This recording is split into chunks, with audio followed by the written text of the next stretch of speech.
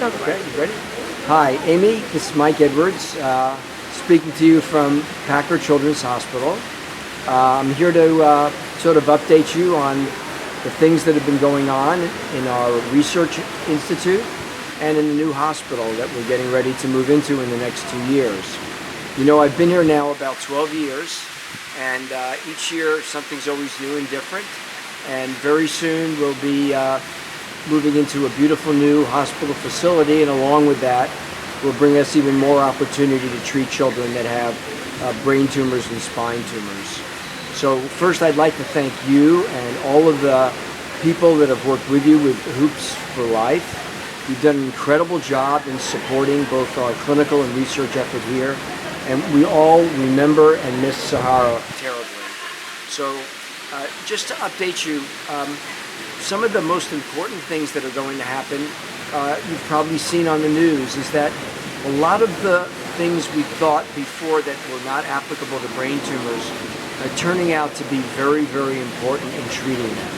And the most important now is our ability to understand how the immune system interacts with the brain. We used to think there was no immune system in the central nervous system or in the brain, and immunotherapy really seemed to be a great bust. It didn't seem to be very effective. But we have a whole new view on that now, as we've gained much better understanding about how your immune system works.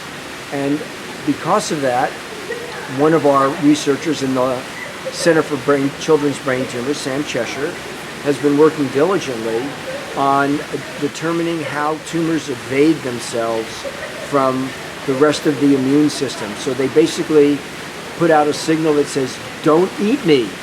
And that means that other cells that would come in and take away these cancerous cells really can't see them. They're basically invisible. Now we've learned what that is, what's on the surface of a brain tumor or spinal cord tumor cell that sends out this word that, you know, I'm okay, leave me alone, don't eat me. We now know how to adjust the immune system to target and go after those cells. So we can now have cells that are killer cells that are going to go after the other cells and can get right past the don't eat me signal. And in animal models, and soon to be opened in trials, both adults and children's, in all types of tumors, not just brain tumors, but breast tumors and lung tumors, you're going to see new work that's going to come out where we're going to be using very targeted immune cells that'll get past the ability of cancer cells to hide from the rest of the body. So that's one of our very exciting new projects.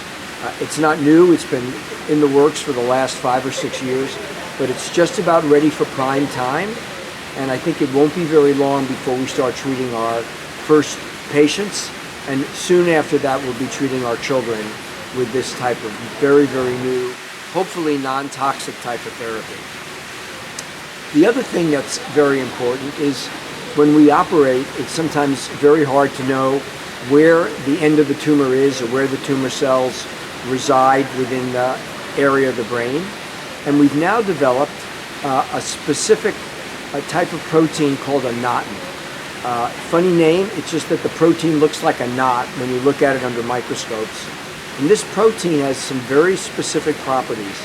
The protein can be linked to a fluorescent substance, an antibody, and when it's given to a patient or an animal that has a brain tumor, it'll go through the bloodstream and localize only in the tumor. And then when we go to an operating room and work through these special microscopes, we can see exactly where the tumor resides and see exactly where the end of the tumor ends and where those cancer cells are. So it's not a guess anymore as to where the margins of tumors are. It's our absolute knowledge of knowing where the tumor begins and where the tumor ends, which is going to allow us to do much better surgery than we've ever been able to do before. So the ability to get as clean a resection, as near complete a resection as possible, is only going to be limited by the location of the tumor. If the tumor is in a very critical area of the brain, we'll still have limits of concerns of not causing new neurologic problems.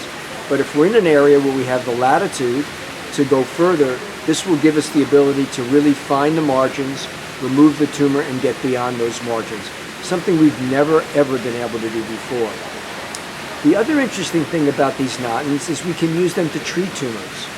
We can link the gnatins to chemotherapy drugs or to isotopes, and then the gnatins can go in and target these tumor cells and bring with them either a drug that's specific for the tumor or a radioactive substance to locally kill the cells, and it can now become a treatment rather than a way of defining the presence or location of a tumor. So I think you're going to see over the next few years, not just from us, but from other places that are interested in children's brain tumors, you're going to see some very new, interesting, exciting work, a whole new avenue, therapies that are very specific for the patient, very targeted types of therapies, but most importantly, therapies that have very limited toxicity, which is something I'm sure you remember. All of the side effects of the therapies that we have available are sometimes even worse than having the tumor. I think that we're getting past that time. This is almost the end of that era, and we're going to see actually therapies that will kill these cancer cells and leave the patient as normal as could be. So I hope this is exciting to you as it is to me. I know Sahara would be thrilled hearing this, and we can't thank you enough for how much you've energized your community and friends, how much of a loyal supporter you've been for all these years, and it's all because of Sahara. So thank you again, and we miss you. We hope to see you soon, and we love you very much.